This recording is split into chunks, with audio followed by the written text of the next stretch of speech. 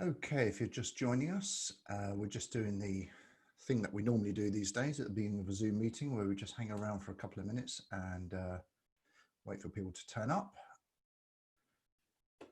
So we've just got a few coming through now. Of course, we're all used to this now, aren't we? We will just sit and look at each other for a minute. Okay, it's great. So we've got quite a few coming through. This is quite a busy session, this one. There's quite a few booked on this. So I'm going to give it a good minute just to let everyone come in. And it's great, actually. So we've got people coming from all over the world here. We've got some people here from South Africa, I see, certainly the UK, looks like Europe, maybe the US there. So you're all welcome. It's good to have you here. And there's still a few more I'm expecting to come in, so I'm just going to hold on for a minute. Okay, yep, still creeping in. Okay, so hopefully you can all hear me okay. If not, then just let me know in chat. Of course, you won't be able to because you won't be able to hear what I'm saying. Okay, I think we've probably got most people in. I mean, the last few sessions we have had people come in still quite late, so but obviously we're already a minute and a half in, so we'll get started. And it's great to have you all here. So for those of you who don't know me, I'm sure you've guessed by now, my name is Jason Dean. I'm a crypto evangelist at Luno, which is basically a very flowery, posh way of saying that I talk to people about cryptocurrency in general and Bitcoin in particular. And I suppose in terms of credibility of how I get to talk to you today, I've been involved with Bitcoin now for quite some time, not right from the very start. I missed that bit, unfortunately. But I did come across it fairly early on, about 2014, sort of poked it with a stick for a couple of years and then got fully involved after that. And then, of course, at some stage, I had to explain to my mum what I was doing. So, of course, this became a bit of a problem because my mum at the time was mid-70s, didn't use the internet, didn't have a mobile phone, still doesn't actually, and didn't see the point of either. So trying to explain something like Bitcoin as a concept was tricky. In fact, I think it's fair to say that neither of us came out of that conversation particularly well. So as a result, I wrote a book called How to Explain Bitcoin to Your Mum. It's my second book. First one was on finance, and really with her in mind. So in other words, if my mum could understand it, no disrespect to her, then anyone could understand it. And the book did quite well. And then as time went on, basically I found that I was spending more and more my time introducing people to Bitcoin as a concept. And when this role came up at Luno, of course, it made perfect sense to join forces. It's a great company after all. And so now that's what I'm doing. So So I have some questions coming through already, which is great to see. I'll get to those in the end. I'll talk to those in a moment. I'm also a top writer on medium.com. So if you do use Medium, look me up at Jason A. Dean. My areas are Bitcoin, finance and investing, probably unsurprisingly. I'm also a Bitcoin miner. Now, for a lot of you, that won't mean anything. Don't worry about that. It just means I contribute to the network. You can look me up on LinkedIn, Jason A. Dean, and I'm very active on Twitter as well, Jason A. Dean. So by all means, look me up there. As you probably already realized, I like to talk about this subject. So I'm happy to answer any questions that we don't get through today. Of course, I own and use Bitcoin regularly, literally all the time. So that probably won't come as a surprise to you. And I'm very passionate about the subject, as you've probably picked up already. And hopefully by the end of this presentation, you will be a little bit as well. Now, you will have some questions. In fact, I can see I've got some come through already, which is great, but I'm going to deal with all of those at the end because in many cases, I'll answer a lot of the common questions as we go through. I'll be talking for about half an hour usually. Sometimes it goes on to 40 minutes if I get a bit wordy. I'll try and avoid doing that. And then we'll go to like an AMA session, Ask Me Anything. And please feel free to ask me any question you like about what we've talked about or opinions on other things. I'm very, very happy to talk about it. And I'll stay as long as you want me to. So please don't worry about that. So let's have a look at what we're going to be talking about. I should mention, by the way, just to reassure you that this is not a technical presentation in any way, shape or form. So there is a lot of technology that runs behind Bitcoin that makes the Bitcoin network work. There's a lot of maths involved, a lot of really complex stuff. But the reality is you don't need to know all this, and you don't need to understand it all to use Bitcoin or understand it as a concept. And the analogy I always use is a bit like driving a car. So when you get in the car, you turn the key or press the button, whatever you do, and you drive to where you're going. You get out the car, lock it up, do your thing. You don't even think about how that car works. You know, you may not even really fully understand exactly how that engine is delivering power to the wheels. And to be honest, you don't need to either. It just does what it does, but we can still drive the car. And Bitcoin's kind of the same. You can still use it quite happily without having to understand all that technology that's behind it. So I'll also be giving away some free Bitcoin at the end if you want it, so you can get yourself started on this and have a little play with it, but we'll come to that later on. So let's have a look at what we're going to talk about. Well, we're going to deal with the big one first. So what even is a Bitcoin anyway? So we do that first, just so that we get it out of the way. We're not sitting there the whole time thinking, don't really understand what it is anyway. Welcome, by the way, to those of you who just arrived. Great to see you all here. It's good to see so many people coming through. The next thing is, I'm going to go back then and give some context. So how did this come about? And how will it affect you? Because you seem to hear about it a lot these days. So what actually is going on, and how come we're all suddenly talking about it, and how come it seems relevant now? And we're going to do some context for that. So we're going to do a little bit of history and do some context on it. And then we're going to look at what happens next, because as you may have noticed, the world has changed dramatically in the last few months, and the financial landscape is now completely different to what it was at the start of the year. And so financial commentators and analysts like me are in full demand at the moment as we try and make sense of what's happening. And it's not an easy task, I can assure you. But there are some things we can draw from it, and we can talk about those a little bit. So let's start with the first question. Back in the days when I used to do this live, I used to, remember those days when we used to have meetings? I used to ask people for a definition of what people think Bitcoin is. And the reality is most people got pretty close. So they usually came up with, collectively, that it was some form of money. And at this stage, that's all I want you to think about. So Bitcoin is another currency. So where you have your dollars and your pounds and your euros and all that kind of stuff, just at the moment, tag Bitcoin onto the end of that. So dollars, pounds, euros, and Bitcoin. It's another currency that you can convert your home currency into. Okay, so that's the easiest thing to think about right now. We can come back to more detail in a little bit later on. However, there's one thing I do want to make clear on this. There is a very specific definition of money which economists use, and it's quite appropriate, and we need to understand them. Not in great detail, but just very quickly, medium of exchange, that is something that you and I agree to use as a form of settlement of debt between us. Okay, it doesn't have to be money, it just happens to be that money is universally accepted by us, but it could be anything, it's something that we agree. The other thing is we need to be able to account for that somehow. So it's no good saying some money. We need to say, right, well, that's £10 or $10 or €5, whatever it is. There needs to be some kind of way of measuring it. And the third thing is it needs to have a store of value. Now, obviously, we hope our currencies have a store of value. We're going to examine that myth shortly, but there's some truth to it. But if you're using something else, you know, like seashells was used in the past, that stores its value. But if you're using something, you know, like blancmange, that's not going to work as a form of money, even if it fits in the other two categories. So it needs to fit all three aspects of that. So if this is the case, if Bitcoin is money, why do we need this extra form of money? I mean, as I say, we've got euros, pounds, dollars. Why do we need this extra thing? Well, the short answer is that money itself and the world have always constantly evolved, and Bitcoin is kind of the next natural step from where we are now. Now, that might not make much sense at the moment, but let me give you some context here. So what I'm going to do here is I'm going to run through about 5,000 years of human history in about 2 minutes. Okay, so try and keep up on this.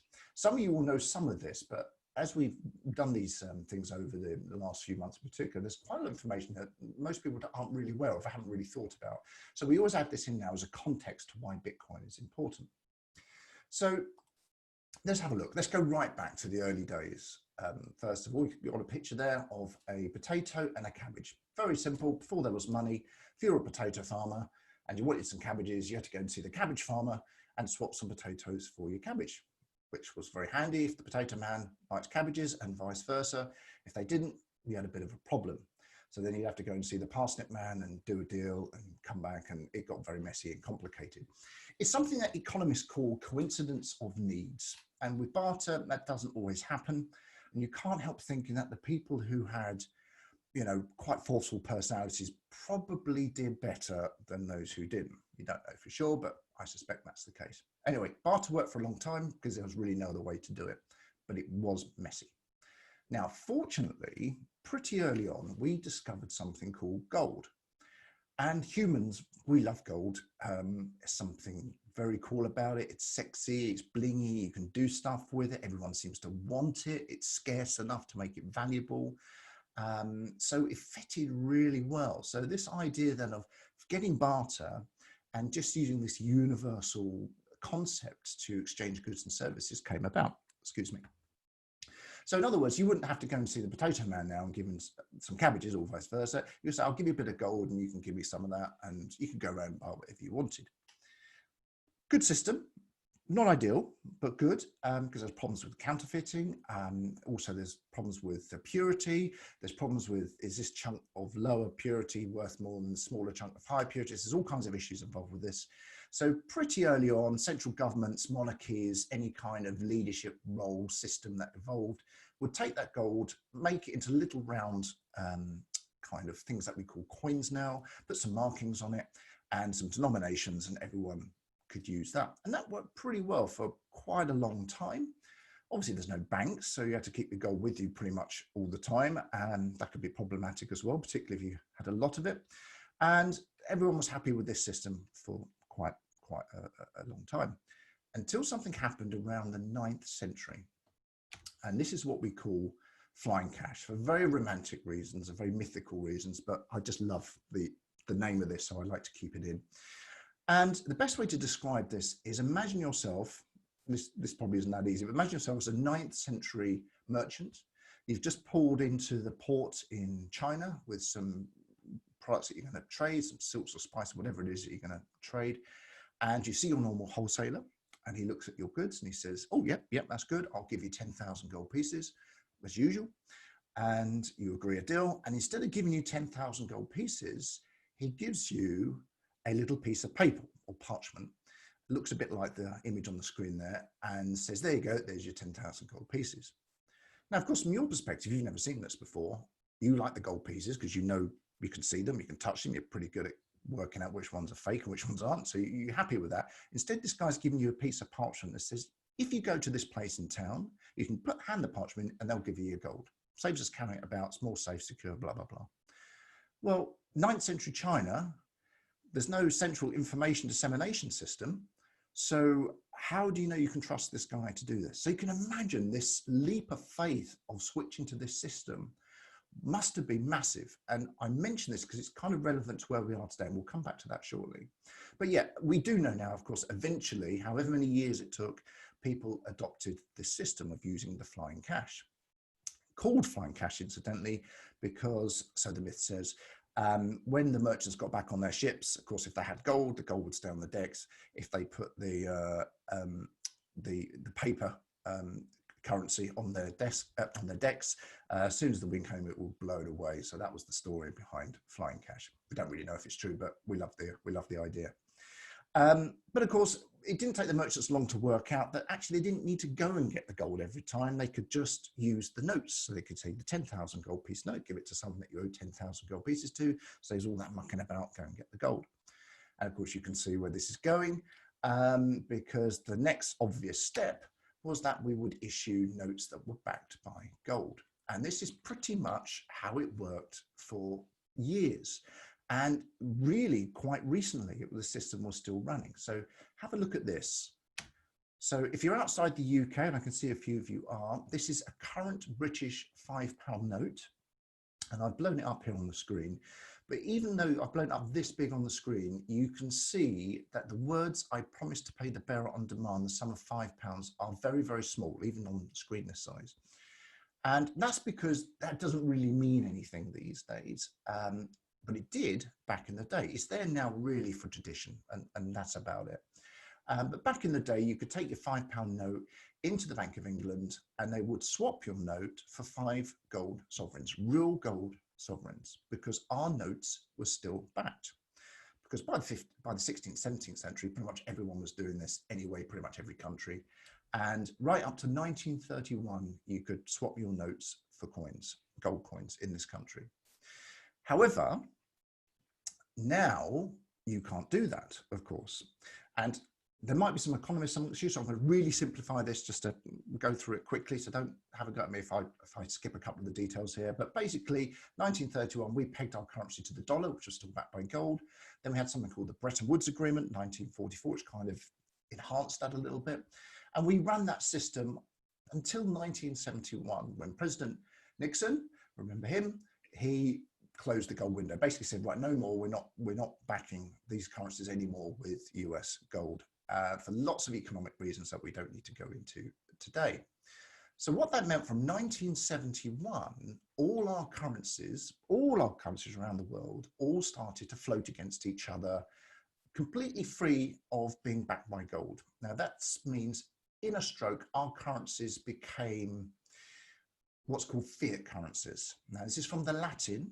That means let it be done. It's like a decree from a personal authority saying, right, these notes have value because we say they have value, or to put it more cynically, the men with guns say it has value. And what that means is if I went into, say, who we got here? Let's say I went into Barbara's coffee shop and I bought a latte from her, and that latte cost £5. It's a very posh latte. It's a very expensive coffee shop, but I hear it's worth it. And I gave her the £5 for the latte. Barbara would accept it, knowing full well that there was no intrinsic value to that £5. So she couldn't take it and swap it for gold or anything like that. It has value because she believes it has value, and I believe it has value.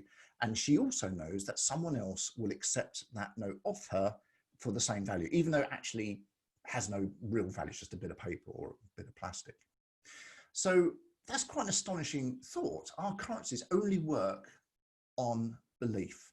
They're not backed by anything. And that's quite a shock for some people, but mostly because we just don't really think about it. We just think the money's there, it has value. Well, it doesn't. It has value only because we believe it has value. And what you've got to remember is this is really recent. This has happened less than 50 years ago. So this is still quite new. We're still learning how this works, and there's all kinds of aspects involved with this that we still haven't got to grips with. So it's a fascinating thought. I think this is so new in our evolution. And of course, the next step in this is really, it's digital.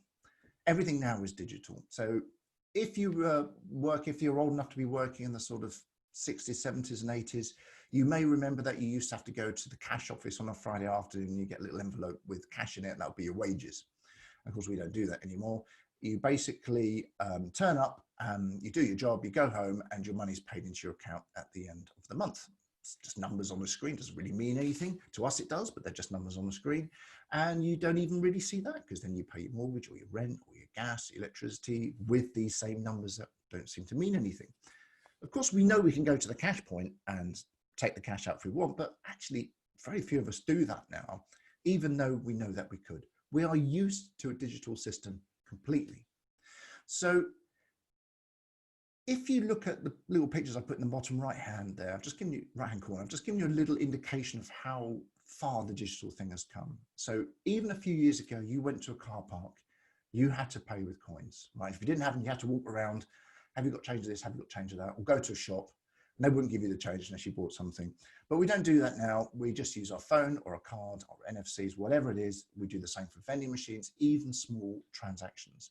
So we don't even really need the cash anymore. We're kind of already in a digital environment. We're kind of used to it.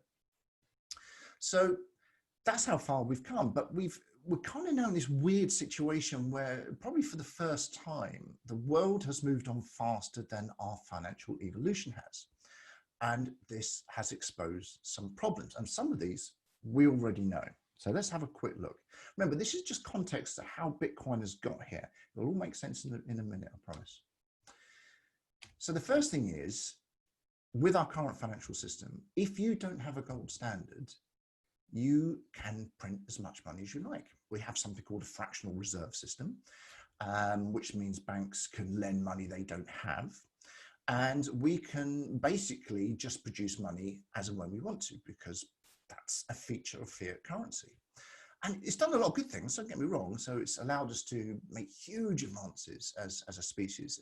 It's funded projects has probably, allowed us to do all kinds of crazy stuff. And all that happens is we pay for that with a bit of inflation. We try and keep that inflation under control, but basically that's how it works. But the trouble is, the more you print, the more inflation you get, because that's the law of supply and demand, right? So you keep increasing the supply and demand stays roughly where it is, you're going to decrease the value. And we've seen this happen, of course. Pretty much every country at some stage in history has had some kind of collapse of currency for various different reasons. Not just hyperinflation, there are other things that can cause it. But recently, we'll probably all remember Zimbabwe's one, where you had the $100 trillion notes. Incredible. There's signs of people holding up saying starving trillionaires. Ridiculous situation where confidence is lost in the currency. We're seeing it now with the Argentinian peso and the Venezuelan bolivar. I can't even say the words today, but in those countries. And we're now seeing, of course, what's going on in the world in what we would say traditionally stable countries as well. Things are changing fast. When I started doing these presentations, the US debt mounting was 22 trillion. I think it's just past 26, maybe 27 trillion. So that is fast. Things are changing really quickly. We know it's all unsustainable. We know that. We know we're going to have to deal with it at some point. But we're all hoping, it won't be so bad. Well, we'll see. The next thing is centralized. Again, lots of advantages to a centralized system, but there are lots of disadvantages too. Main one is, with a centralized system, the banks are the gatekeepers. So they own the game. They make the rules. If they don't like you, or if you're not profitable, then they won't deal with you. It's as simple as that. So if you set up a business and you go and see them for a loan and they don't like the business, they won't give you a loan. If they really don't like you, they won't even give you the facilities. But what are you going to do? It's a centralized system. That's it. And this is probably why there's about 2 billion people are unbanked in the world right now. That's 2 billion with a B. Now, admittedly, this is mostly developing countries where there's a lack of infrastructure, but even countries like Germany have around 1 million unbanked at the moment, which is an astonishing thought.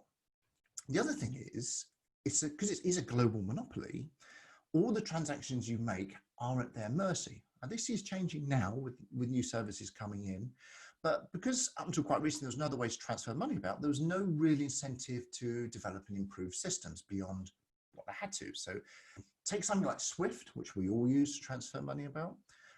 Really old-fashioned system designed in the 60s. It's been updated, computerized, but the system itself, the process, is still pretty much the same. So it's slow, it's expensive. In banking terms, it's got quite a high failure rate. We could do better than this. And of course, the other thing, kind of the big one, I suppose, is trust. Because at the end of the day, we humans are rubbish with money. We really shouldn't be allowed it. And if you put money in a centralized system controlled by us imperfect humans, guess what's going to happen?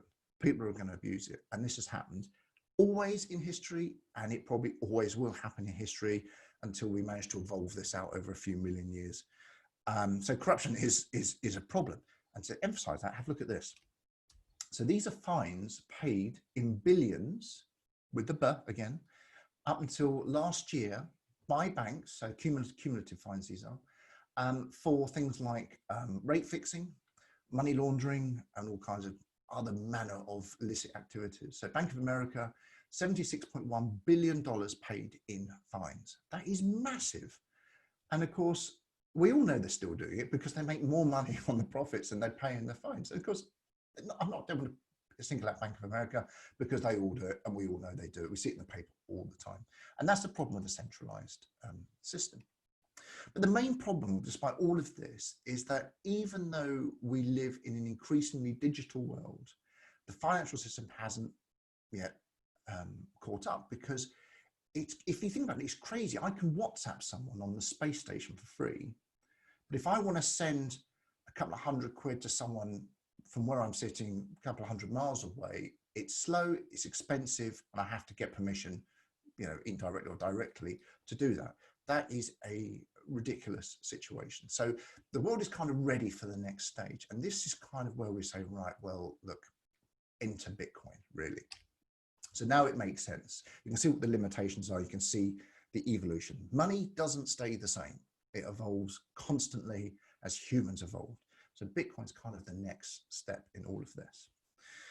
So let's have a look about it. We know it's money. Why is it different? What's the important here?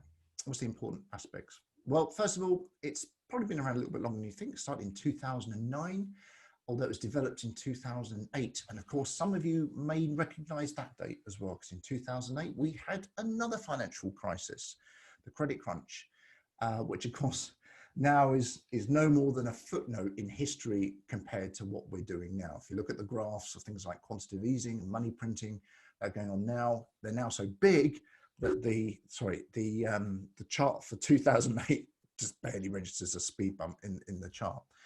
So, but it came from that environment. It was like, okay, let's look at an alternative. And someone or an individual, a man, a woman, or a group, we don't know, but we know they had a pseudonym called Satoshi Nakamoto. And this person has developed this code, wrote a white paper, and basically released it into the world and said, right, develop the system. It's very clever. It does a lot of cool stuff. Here, you go and develop it. You take it on further and make it work. So in other words, he then disappeared. He, she, or they disappeared, never to be seen or heard from again. And in a weird way, it was kind of the best thing they ever did for this, because it meant that there could never be an accusation that one person was in control of this currency. So they disappeared, they handed it over, and since it's been developed by anyone who wants to be involved. It's totally open source. You and I can get involved. We can do anything we like with the currency. Of course, we all have to agree by consensus, but it's an open source project which is not owned by any individual, company, or country. Okay, so that is a very, very important point. So the other idea behind this is it's completely universal. So whereas you've got your euros, you can use them in various different countries. Well, of course, if you go to America, you can't use it. And there are rules about taking money there anyway. With Bitcoin, you can send your Bitcoin to anyone, anywhere, at any time, directly, without using a third person. So in other words, kind of the closest analogy, I suppose, is an email. So you and I can send an email directly. You actually use still a central body to manage that for us, even though it goes by lots of different hops, but there are other people we kind of rely on to some extent for that to work. But imagine now you could just do it directly, say between our mobile phones directly. So I could send money to any of you anywhere or back without crossing any borders, so by crossing any borders without permission and without asking a bank's permission to do it. Okay, so I can trade with someone in Puerto Rico and they can trade with someone in Africa, and they can do it all without having any traditional banking facilities. So this is the first time this has been possible in human history. The other thing is these transactions can't be stopped by anyone other than the people who are involved originally. So it can't be reversed by anyone, and it can't be stopped or intercepted. Lots of technical reasons for that we don't need to go into, but it just can't be. So there's no central body at all. So to use that old expression, it's a currency by the people, for the people. It's a little bit cheesy actually there, but it kind of works here because there are no governments and there are no corporations, and it doesn't matter if you're the most powerful, richest person on the planet, you cannot influence this as an individual country or group. It can't be done. Mathematically, it's impossible, again, for reasons I don't need to go into today, but because it's open source, you can find out all this information if you want to. It is only digital. We're used to using digital anyway, but of course, we do know you can go to the cash point and withdraw cash. With Bitcoin, you can't.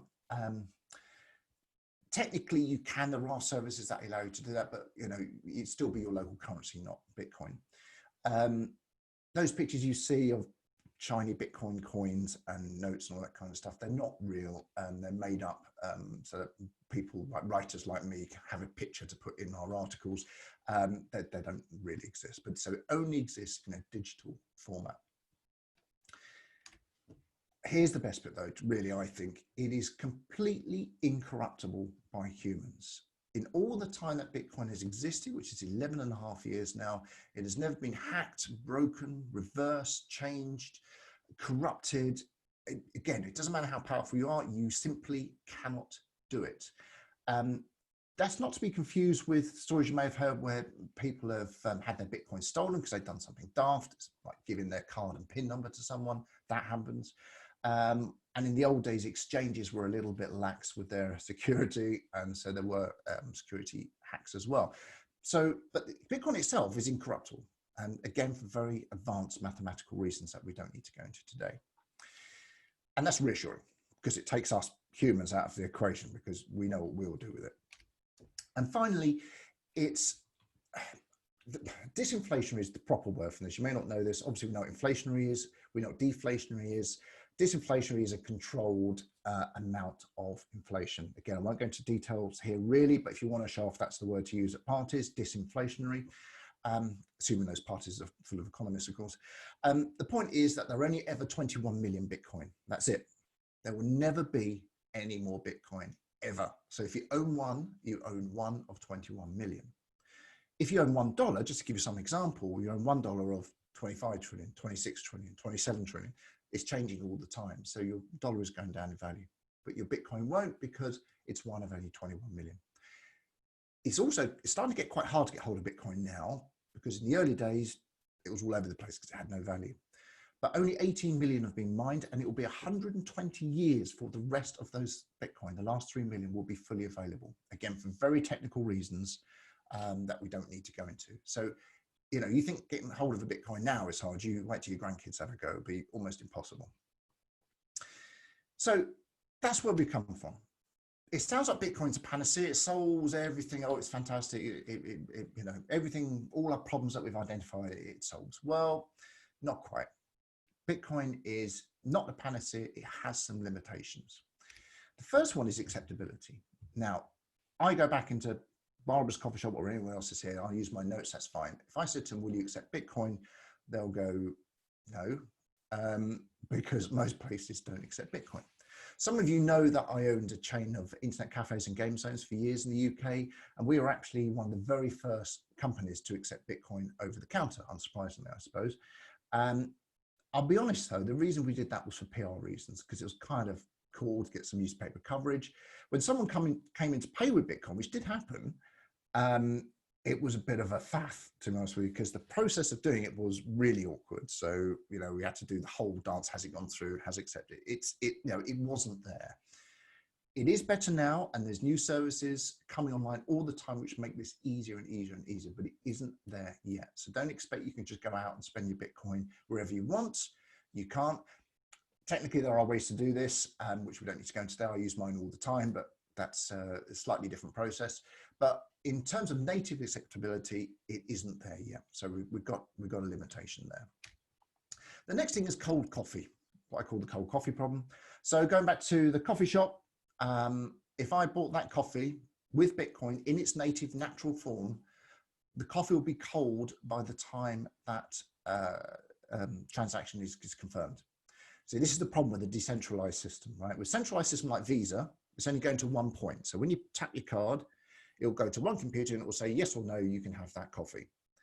And because of that, because of the big networks that are in place, companies like Visa can deal with tens of thousands of transactions per second. Bitcoin can deal with tens of transactions per second, which obviously is a problem if you're trying to buy a coffee. So at the moment, Bitcoin is very limited for micropayments. Now, it's fine for things like buying a house or buying a car or making big transactions. You know, this is really not an issue that it might take an hour to confirm. It doesn't matter. But it's no good really for microtransactions.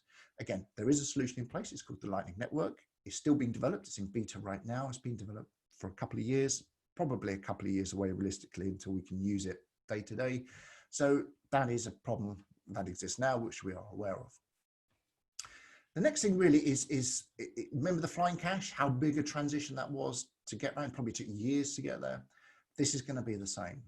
Bitcoin's biggest strength is also its biggest weakness at the end of the day. It's the reason you are here, because you've heard of this thing, can't quite get your head around it.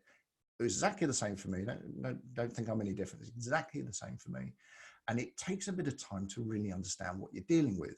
So as a result, you can imagine this multiplied billions of times around the world. It will take time for this to happen. So it's a problem. It's very much like the internet was in the 90s, actually, because I worked for Microsoft then, and I had a job title of internet evangelist.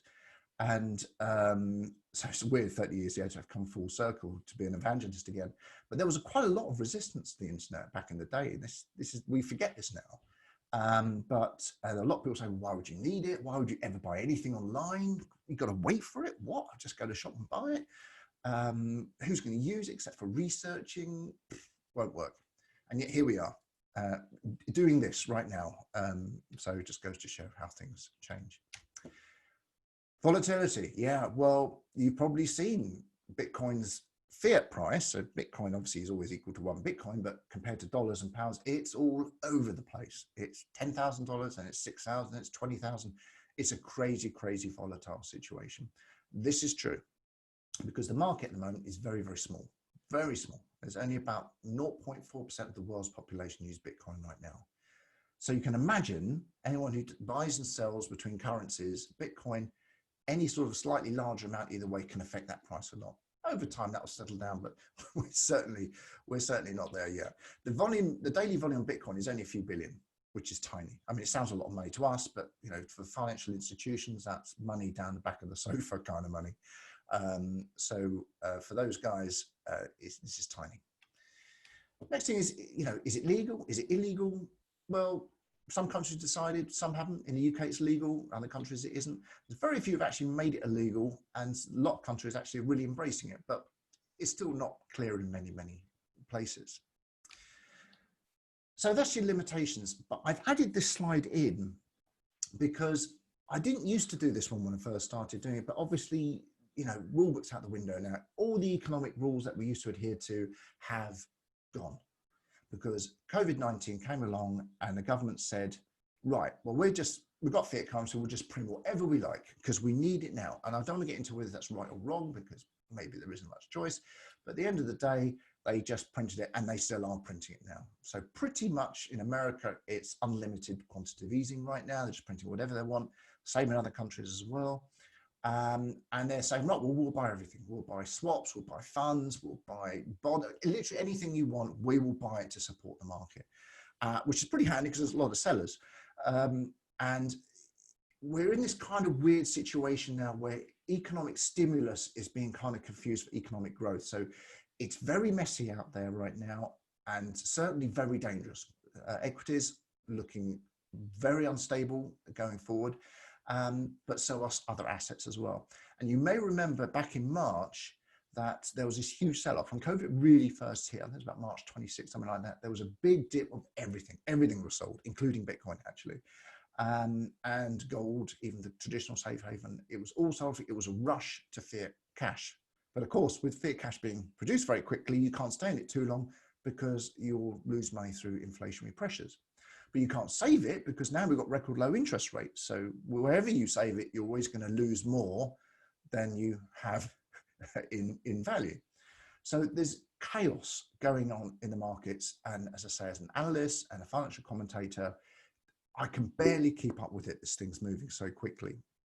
So it is a fascinating time, but it is a very scary time because it's really so difficult to work out now where we're going. And we've kind of ended up in this weird situation now where Bitcoin was considered one of the riskier assets. But of course, because it's so stable in terms of its production and reliability, all that kind of stuff, it's kind of now the calm, cool guy in the corner saying, oh, I'm just here managing the transactions, doing stuff, while there's all this noise and chaos elsewhere.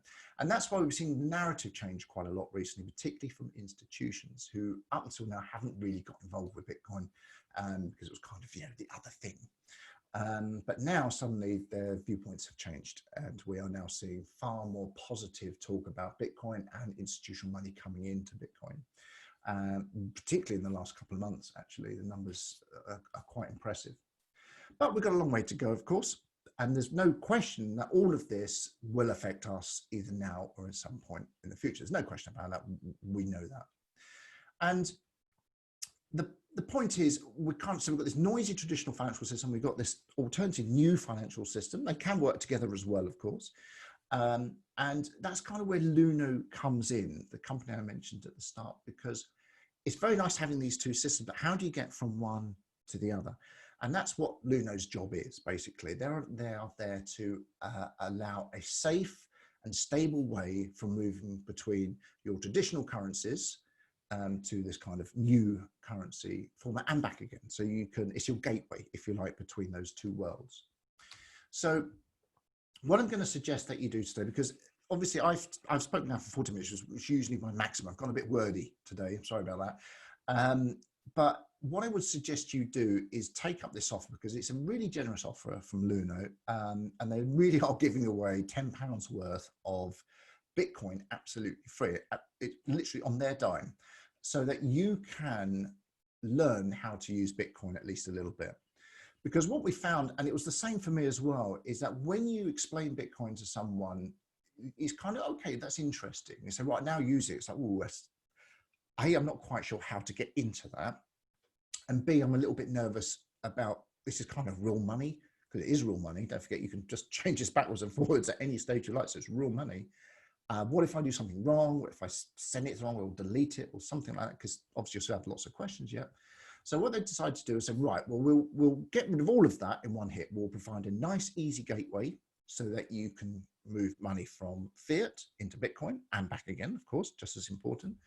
And we'll give you £10 free so that you can kind of get your nervousness used up with that £10. So if you're worried about trying a transaction or sending it, you can use the £10 which Luno are giving you to risk it. It's actually quite hard to lose Bitcoin unless you do something really stupid with it, but it is possible. So what I suggest you do, you can do it now while we're on here if you like. And I normally suggest that we do, because if it's any issues, you can just message me while I'm here. So if you download the app on your phone, obviously if you're watching this on your phone, you might not be able to do it right now, but you can do it on a computer as well. And then it will ask you to verify at some stage. I always suggest it's easier to do it. It's the same as set up any other banking app. This is a money app after all. And usually that verification is pretty instant, because it uses software. So it's a photo of you or a passport or something like that. You only do it once and that's it. You're set up for good. It's the same as you would for any other banking app. But once you've done that, you can then enter a code. And the way you do that, I'll give you the code now. Here we are. So you use the code PDUK12X. So Papa Delta Unicorn Kilo 12 X-ray. And this will credit £10 worth of Bitcoin to your wallet. Now, you don't have to buy anything else. There's no other, you have to put £10 in as well or anything like that. It is a freebie gift, which I strongly suggest you take. If nothing else, it's pretty cool to say you've got some Bitcoin. And if you want to, you can just sit on it and just see what happens and come back and learn about it later. The other reason I really was very keen to get involved with Luno originally was because Luno's got a very cool learning portal. So you'll have hundreds of questions like I did, probably, and I can answer some of them now. But in there is a learning portal. It answers a lot of questions about, what does this mean? How does this work? How can I do this? So on and so forth. And there's a lot of articles in there that you can use to get yourself familiar with the whole process. And as I say, I've put my contact details again there at the bottom, because I'm very happy to talk to anyone anytime about this. I know that from events I've done in the past, lots of people have got in touch about various things. Happy to talk about it, so please don't be shy. Also, don't forget my book if you want the kind of real simplified version, either for yourself or you want to give it to someone else. That also comes with free Bitcoin if you buy it, by the way. A little tip for you there. Basically, the way to do this is, best way to understand Bitcoin is to use Bitcoin. So Luno are going to do all of that for you, really, at this stage. So I'm going to stop talking here, because I'm aware that I've gone 6 or 7 minutes over here, and I've even talked quite quickly today. So clearly I've not been able to stop, but I do know that I've got quite a few questions come through. So I'm going to stay around and answer these questions for you. And then we'll And if you want to send more than you can, you're very welcome to stay, because I'll stay as long as you want to. So we've got a question from William Hall. What effect will the merger of Google and PayPal have on Bitcoin? The merger of Google and PayPal. Okay, I don't want to comment on that at the moment. There is some stuff going on with PayPal. You quite right. There's been an announcement quite recently. This is very up-to-date stuff, actually, William. Particularly with, because they've got a relationship with Coinbase already, and there is talk about providing access to PayPal's 320 million customers, providing a gateway that way to cryptocurrency. Now, this is all unconfirmed. The companies at the moment are not commenting, so I can't really say much more about that, other than it would be very significant if that was the case. We'll have to wait and see. Things like this are happening, so I wouldn't be surprised. And probably what will happen is things will go very quickly. Once these on-ramps really start to happen, everyone will want some Bitcoin. Prices will probably go. This, again, it's just my view. This is not financial advice. It's just my views. Is what my analysis tells me. And you will want to have some Bitcoin. One way or the other, you should have some Bitcoin. I've got another one from William here. What is your opinion on Bitcoin trader FX? Haven't got an opinion, I'm afraid, on that one. These are really very advanced questions. Are all of the Bitcoin trading companies registered offshore? I couldn't answer that one for you either, William. I don't know if they are. I don't know their trading positions. I suspect some of them are. Another one from William. Is there a list of approved dealers that are safe to work with? Do you mean buying Bitcoin? I presume is what you mean there. Dealers obviously has a negative connotation, quite like actually. Yeah, I mean, buying Bitcoin obviously can be done in many different ways, but I would say to start with, use the Luno. Now, you don't sound like a starter to me, William. You sound like you know quite a bit of what's going on. So, any of the main exchanges are normally safe to buy Bitcoin. I always recommend you don't leave it there, because again, I don't want to go into detail on that, but because there's some complexity involved with that, but it's always safer to keep your Bitcoin in another wallet. If it's a lot of Bitcoin, it's long term. So we will, I would say there's, most reputable exchanges are fine to buy Bitcoin from. Okay, so more questions. Right, so I've got another one here from Byron. Okay, if exchanges of fiat currency on-ramps to buy Bitcoin, will governments and banks not buy up all the Bitcoin at one point when they admit defeat? Well, that's a good question. That's a really good, interesting question. The discussion about whether banks and governments can even stop Bitcoin is one I have quite often, particularly on panels. Particularly interesting with gold bugs, that conversation comes up quite a lot. It's that or store of value. We argue about that all the time. But will they not buy up all the Bitcoin? Well, look, that's going to be extraordinarily difficult and extraordinarily expensive to do. So it's a route I hadn't thought of in terms of trying to take control, but I just can't see that being a viable possibility. Whether they actually admit defeat is another aspect of this, because these two systems can coexist. To some extent, it just means that people have an option. One of the things I get very excited about with Bitcoin is the fact that these people, particularly in developing countries who have no access to infrastructure, do quite often, or certainly reasonably often, have access to mobile phone and some form of network, which means they can use Bitcoin as a currency instead of cash, which means they also removes lots of unscrupulous activities and other stuff as well. So, I mean, I find that very exciting, but that's because banks haven't had any incentive to operate in these places. Now, this could change that. There's lots of ifs and buts here. There's lots of discussions that we have about hypothetical things, and that's one of them. But I don't think that is a way that they will do it, which is buying up all the Bitcoin. I don't think it's possible. Barbara's asked, is it a free app? Yes, Barbara, it is a free app, and the £10 is free as well. Literally, genuinely, completely free to do it. As I say, it's better to do your verification first. I know it's a bit of a pain, but it is better to do it that way, and then you can just add in your code. Okay, so I've got all of those questions answered. There's some very interesting ones in there. And just goes to show we've got different levels of skill in here today as well. Let me just check the chat box, because sometimes people okay, right, here we go. From Mike to all panelists, right, it's a way to rid the world from the tyranny of the bankers. Yeah, I mean, it's true. This is one of the ways that we like to talk about Bitcoin as being a kind of two fingers up to the establishment.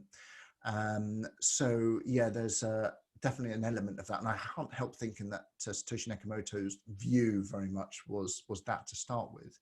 I think, though, you know, as the old expression goes, Victor Hugo, wasn't it, said, inside every anarchist is a policeman, more or less those words. There still needs to be some kind of control and system in place. So I believe personally those systems can coexist, and it will just mean the bankers have to get on their feet and you know, sort something out. And Barbara's put, are you intermittently losing sound? Okay, so it sounds like we had a sound problem there. Hopefully that wasn't the case for everyone. So you'll be able to hear it, but I hope that's not the case. Another question from Emma, complete beginner here. So I've wanted to buy someone in Bitcoin. Oh, I see, she's identified. So if I wanted to pay someone in Bitcoin, how would I do that? Okay, great question. Welcome, Emma. It's great to have you here. You're in the right place as a complete beginner. We all started there, of course. Right, so the way that you would do it, think about your bank account. So you would log into your bank account, which you're used to with your local currency. You're in the UK, I think, so it'd be pounds. So you want to pay someone £50. So you go to your banking app or you're on the computer and you select the name, account number, sort code. Sometimes you need a couple of other details as well, and you confirm and you send your money, and the banking system takes care of it. Well, now think of that process, but using Bitcoin. So you would use your wallet, which would be on your device, could be your computer, or increasingly these days your phone. And you have the Bitcoin that you've converted from fiat currency. So you've used your pounds to buy Bitcoin already. And then you have a little button on there that says send Bitcoin.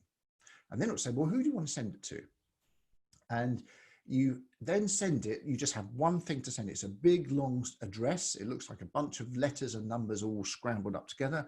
At the moment, that's how it is. But of course, you can't type it in. It's impossible to type in. So the person you're sending it to will normally email you their address, which is safe to do. It's like sending them your email address.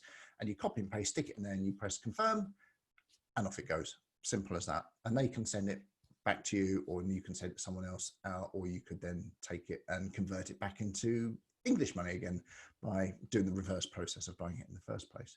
So yeah, all of that capability is there already built in.